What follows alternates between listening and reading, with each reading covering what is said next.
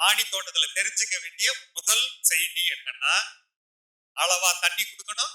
ரெண்டாவது முக்கியமான செய்தி, சாம்பல் போடணும். எந்தெந்த பயிருக்கெல்லாம் சாம்பல் போடணும்?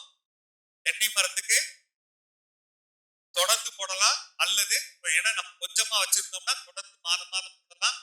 இல்ல எனக்கு மொத்தமா கிடைக்கும்னா 3 மாதத்துக்கு ஒரு முறை 5 கிலோ போடலாம். எலுமிச்சை பயிர் வச்சிருக்கோம் அல்லது கொய்யா வச்சிருக்கோம், 1 கிலோ போடலாம் சாம்பல். முடிஞ்சா வட்டமா போடலாம், இல்லைன்னா ஒரு சில இடங்கள்ல மட்டும் போடலாம். இந்த கவனம் வைங்க. ஒரு பழம் நல்ல சுவையா இருக்கணும் அப்படின்னு சொன்னா ரொம்ப முக்கியமான சத்து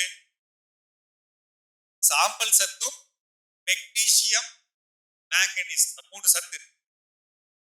சாம்பல் சத்து எதுல இருக்கு? நான் சொன்ன சாம்பல்ல இருக்கு.